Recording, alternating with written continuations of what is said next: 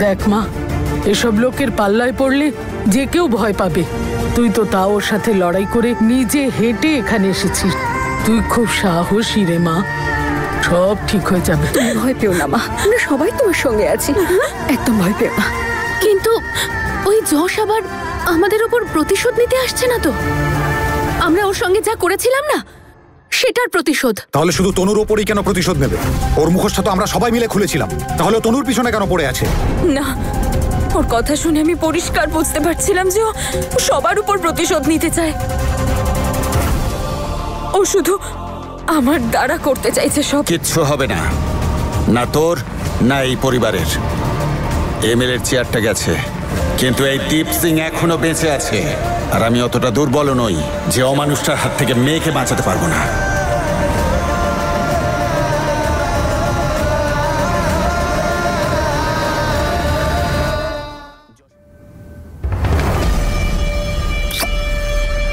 হায় রে হায়, উফ কেমন দিলাম। কেমন আমার একটা ছোট্ট হুমকি পরিবারটাকে পুরো কাঁপিয়ে দিয়েছে। এভাবে না, এভাবে দাঁত কেলানো বন্ধ করো আর আমাকে ঠিক করে বলো যে তনুকে তুমি কি বলেছো। যে কাল আমি তোমার বাড়িতে আসবো তোমাকে নিতে, আর তুমি যদি আমার সাথে চুপচাপ না যাও তাহলে তোমার পরিবারের লোকেরা বিপদে পড়ে যাবে। আর তুমি যখন ওকে তুলে নিয়েছিলে তখন নিয়ে চলে যেতে। এত ঢাক ঢোল বাজিয়ে নিয়ে যাওয়ার কি প্রয়োজন ছিল? আর আমাকেও একটু বলো তো, এমন কি প্ল্যান করেছো তুমি কালকের জন্য? তোমার প্রবলেম কি জানো জাসমিন? তুমি না বড্ড বেশি বক বক বক বক করতে থাকো। উপরওয়ালা তোমাকে সুন্দরী বানিয়েছে, কিন্তু বুদ্ধি দিতে ভুলে গেছিলাম। তোমার কি মনে হচ্ছে আমি বোকা? এসব কথা আমি এমনি এমনি বলছি না, আমি বোকার মতো কাজ করি আর না আমি করব। আরে আমি হলাম কিং, কিং বুঝেছো? আর রঙের টেক্কা আমি পকেটে নিয়ে ঘুরি। তুমি শুধু দেখতে থাকো তনুকে আমি কি করে ওই বাড়ি থেকে বের করে নিয়ে আসি। তুমি খুব সাহসী, সব ঠিক হয়ে যাবে। একটু শান্ত হও। না দিদি, না, আমি শান্ত কি করে হতে পারি? এতক্ষণ বিপদ শুধু আমার ছিল, কিন্তু এখন আমার ফ্যামিলিরও বিপদ। আর আমি জানি না ওই যশের কি প্ল্যান আছে, ও কি করবে। তোমার ডিলটা মনে আছে তো? ডিলটা তনুকে এই বাড়ি থেকে বের করতে হবে, এই বাড়ি থেকেও আর বীর আর আমার জীবন থেকেও। তুমি যা চাও সেটা তুমি পেয়ে যাবে, আর যেটা আমার চাই সেটা আমি নিয়েই ছাড়ব। তনু আমার জীবন নষ্ট করেছে, দেখো আমি কি করি।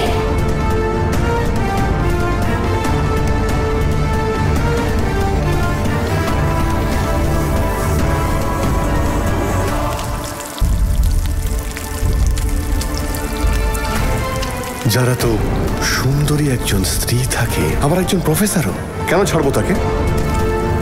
এবার আমি তোমার সঙ্গে কি করব, জাস্ট ওয়েট অ্যান্ড ওয়াচ।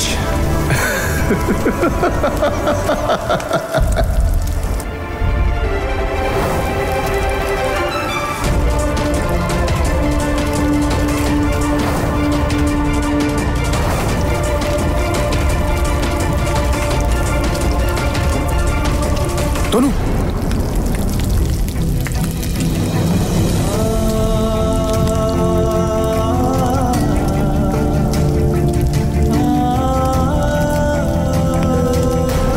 কি করছো? এক্ষুনি তোমার হাতটা পুড়ে যেত। বাইরে তুমি কাউকে কিচ্ছু বললে না, আর বাবার সামনে আমি তোমায় কিছু জিজ্ঞেসও করতে পারলাম না, কিন্তু আমি সবকিছু জানতে চাই। ও তোমায় কোথায় নিয়ে গেল, কি বললো তোমাকে? তনু, আমাকে সবকিছু বলো। তনু, ও যদি উল্টো পাল্টা কিছু করতে চায় না, আমি কিন্তু শেষ করে দেবো এই ফ্রডটাকে। প্লিজ, আমি তোমার কোনো হেল্প চাই না। যা হবে আমি দেখে নেব।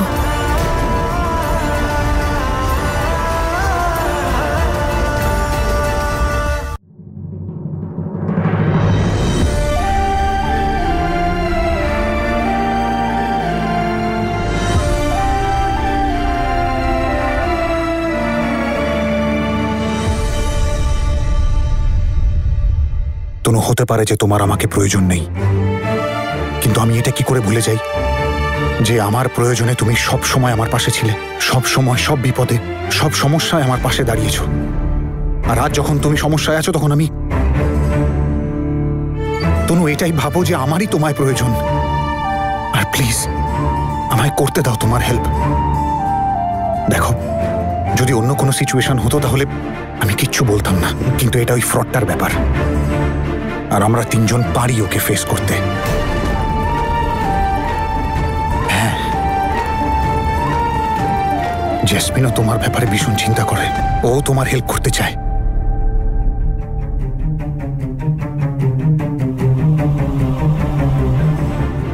এখন তো তুই সেই ছেলেটার বাড়িতে থাকছিস যে তোর ইল্লিগাল স্বামী। এই হিসেবে দেখতে গেলে তো এটা অবৈধ সম্পর্ক, তাই না?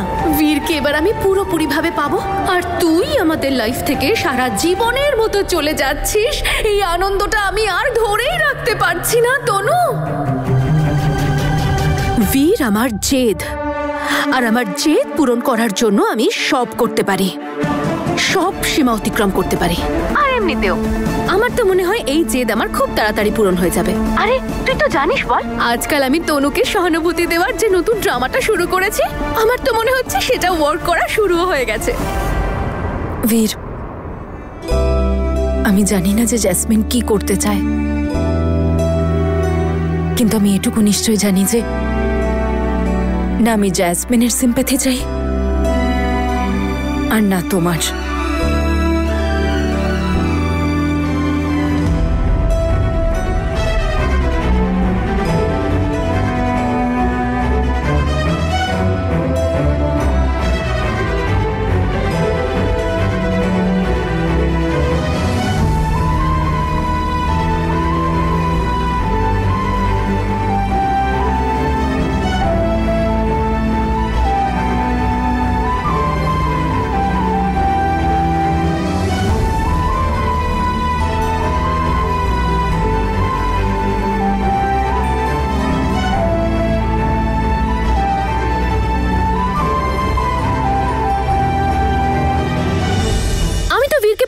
বলে দিয়েছি যে দেখো, তুমি যদি চাও তনু এই ইল্লিগাল বিষয়গুলো থেকে বেরিয়ে আসুক, তাহলে সেটা শুধু একটাই রাস্তা আছে, যে আমাদের দুজনকে বিয়ে করে নিতে হবে।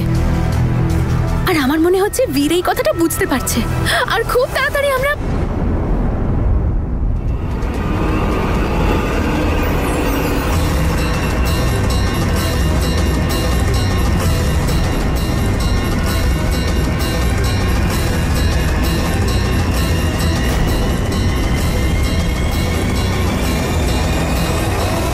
অনেক চেষ্টা করলাম দাদা, কিন্তু যশ আর তনুর কেসে কোনো লুপহোল পাচ্ছি না।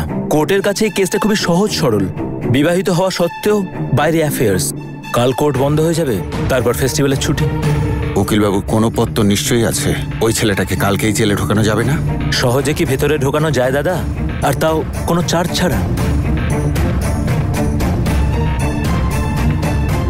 তুই আনলি কেন মা?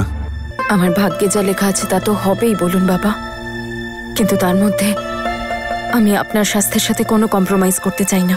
তোর ভাগ্য এখন আমাদের সাথে জড়িয়ে রয়েছে রে মা, সবাই একসাথে লড়বো। সেই নেই তো ভয় পাচ্ছি যে আমার দুর্ভাগ্যের কারণে আমার পরিবারের জীবনে যেন অন্ধকার নেমে না আসে। তেমন কিচ্ছু হবে না, আমি আছি তো। আমি ওই ছেলেটাকে তোর পাশেও ঘেঁচতে দেব না, ঢাল হয়ে থাকবো তোর। হ্যাঁ রে মা।